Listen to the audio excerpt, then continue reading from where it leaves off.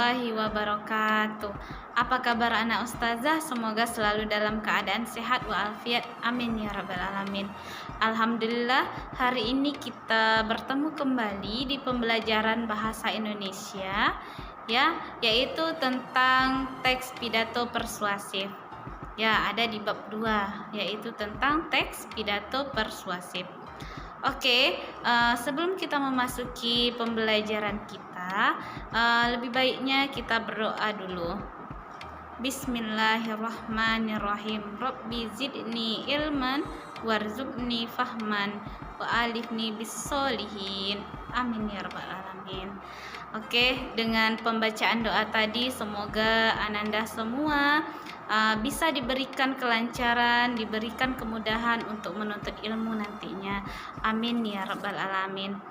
Oke, ananda, untuk bab 2 ini yaitu tentang teks pidato persuasif, itu ada aspek dinianya. Aspek dinianya itu tentang surah Al-An'am ayat 157. Untuk target lulusan kita itu ada target lulusan yang ke-5 dan target lulusan yang ke-8. Oke, ustazah berharap nanti ananda bisa mengikuti pembelajarannya dengan baik. Semoga semua yang kita lakukan,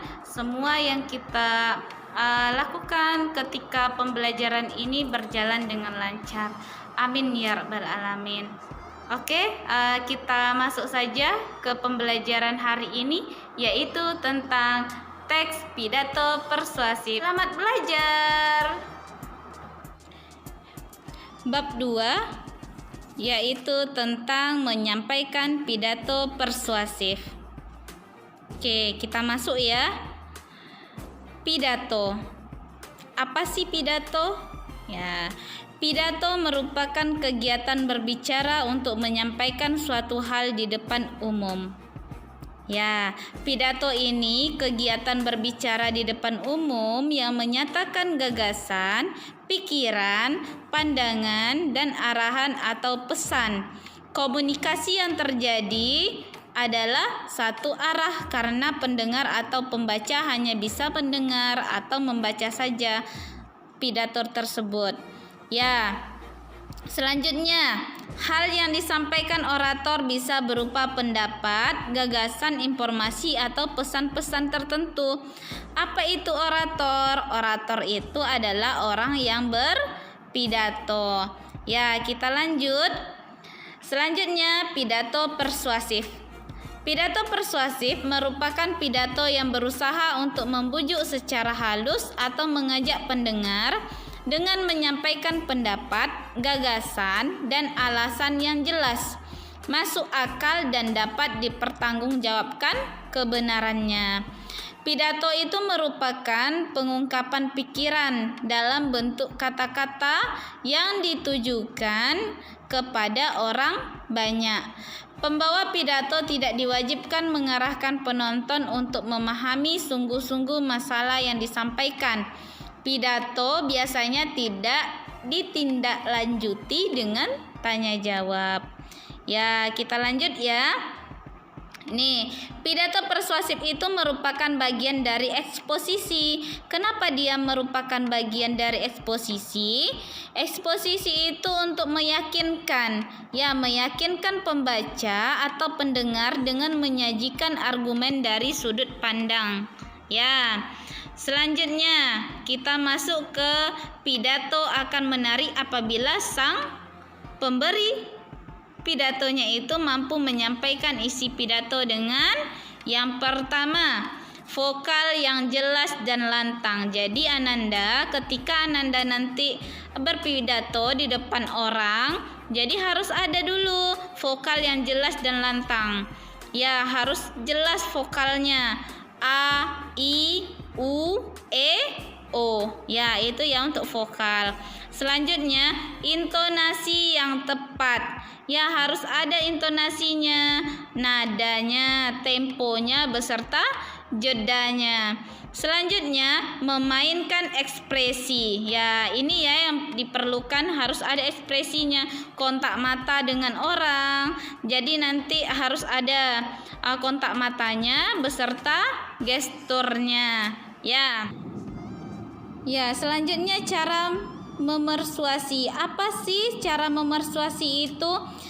Memersuasi itu sama dengan membujuk. Ya, bagaimana kita membujuk penonton ya, atau mempengaruhi penonton supaya dia bisa melihat pidato yang sudah kita sampaikan itu. Yang pertama, etika. Ya, yang harus kita lakukan dulu yang pertama etika. Gunakan pendekatan etika kita. Berarti etikanya itu harus baik ya. Yang kedua, itu tentang emosi. Ya, gugah perasaan audiensnya, ya, gugah perasaan penontonnya. Dekatkan perasaan kita dengan perasaan penontonnya, biar nanti penontonnya bisa tersentuh akan yang kita sampaikan.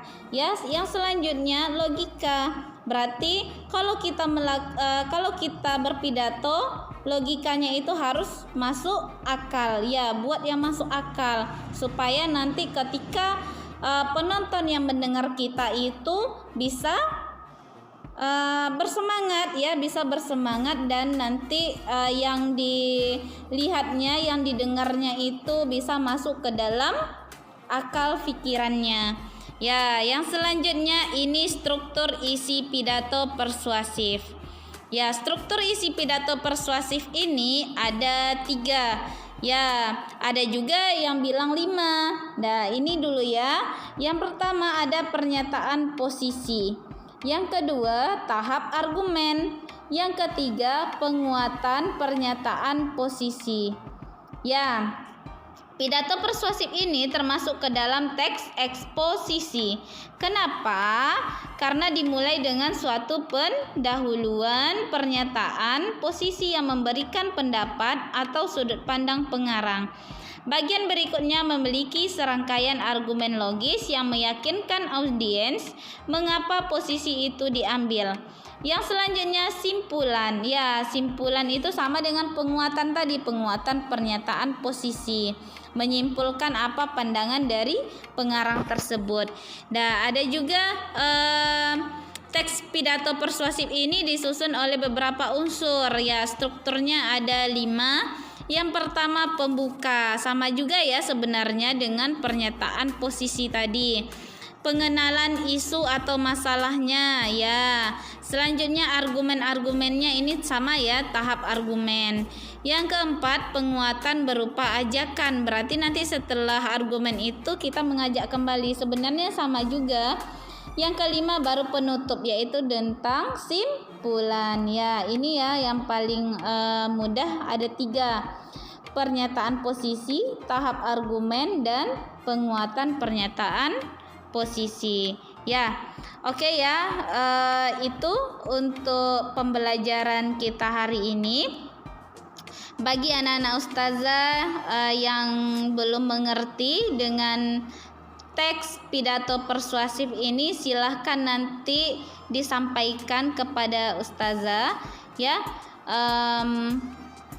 Cukup sampai di sini pembelajaran kita tutup dengan lafal hamdalah. Alhamdulillahirabbil alamin. Subhanakallahumma wa bihamdika asyhadu an la ilaha illa anta astaghfiruka wa atubu ilaik. Faminkum. Assalamualaikum warahmatullahi wabarakatuh.